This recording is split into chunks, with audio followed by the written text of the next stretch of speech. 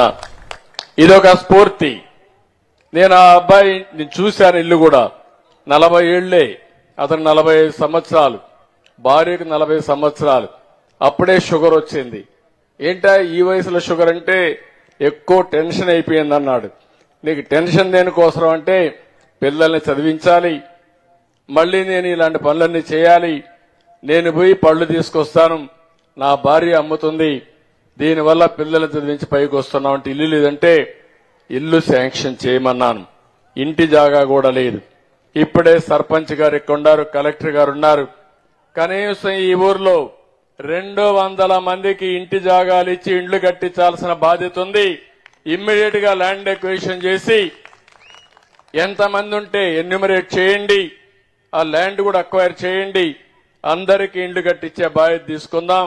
Immediate గా ప్రారంభించమని కూడా చెప్తున్నా. అందులో మొదటి ఇల్లు ఆ సీనుకి ఇస్తామని చెప్పి మీ అందరికీ హామీ ఇస్తున్నా. నిన్న నేను ఒక పాలసీ తీసుకున్నాను. ఏదైతే చేతి వృత్తులపైన ఆధారపడినటువంటి ఇలాంటి వారికి భవిష్యత్తులో కొన్ని దిక్కుల్లో కొన్ని రిజర్వేషన్లు పెట్టాం.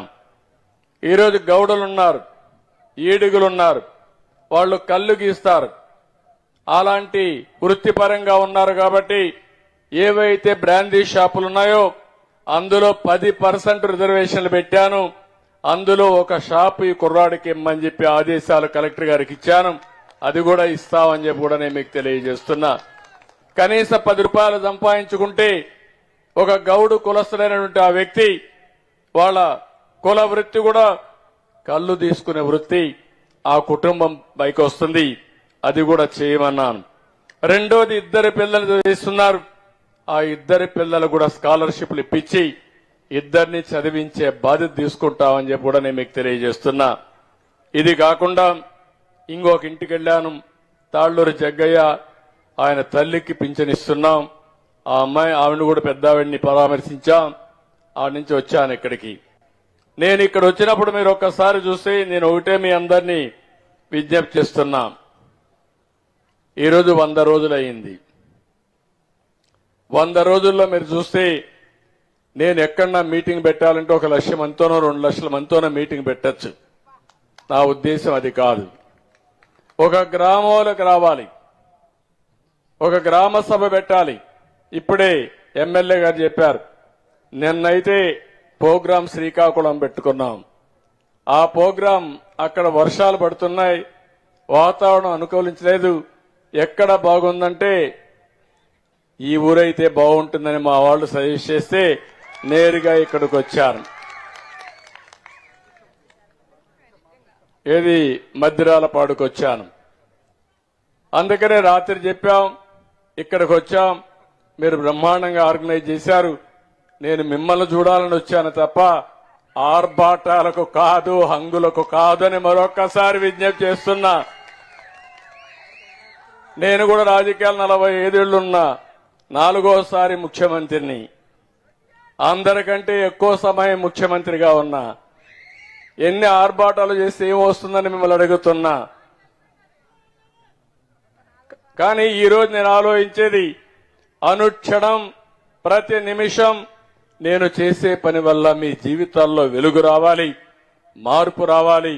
దానికోసం నేను పనిచేస్తానని మరొకసారి మీ అందరికీ హామీ ఇస్తున్నా. అందుకనే మీరు ఒక్కసారి గుర్తుపెట్టుకోండి, 100 రోజులు నా అనుభవాన్ని అంతా ఉపయోగించాను. మీరు కూడా అందుకే ఓట్లేశారు. మళ్లీ నేనైతేనే గాడి దప్పిన పరిపాలన ఘాట్లో పెడతామని ఎప్పుడు చరిత్రలో గెలిపించిన విధంగా గెలిపించారు. 93% సీట్లు గెలిపించారు.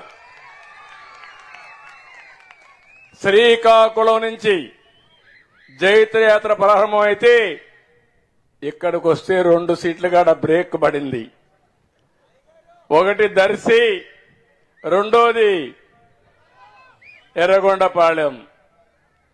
అక్కడ కూడా ఏజెన్సీ ఏరియాలు 2, ఒకటి పాడేరు, 2 అరకు. కడవ అన్ని సీట్లు మనమే గెలిచామంటే నెల్లూరు వరకు.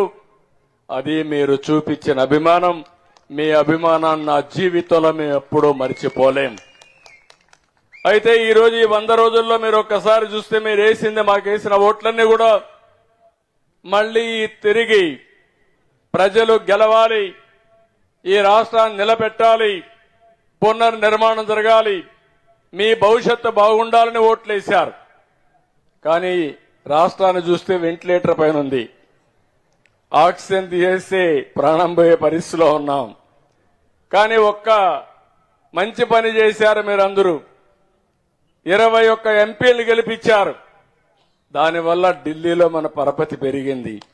పరపతి పెరిగింది కాబట్టి ఈరోజు రాష్ట్రానికి ఆక్సిజన్ తీసుకొస్తున్నాం. వాళ్ళు కూడా మనకు గాని సహకరించకపోతే నేను ఎన్ని మాట్లాడినా మీకు చాలా ఇబ్బందులు వచ్చేటివి. అది మీరందరూ చూపించిన చొరవ. ఆ చొరవే ఈ రాష్ట్రాన్ని నిలబెట్టిందని చెప్పి కూడా నేను మీకు తెలియజేస్తున్నా.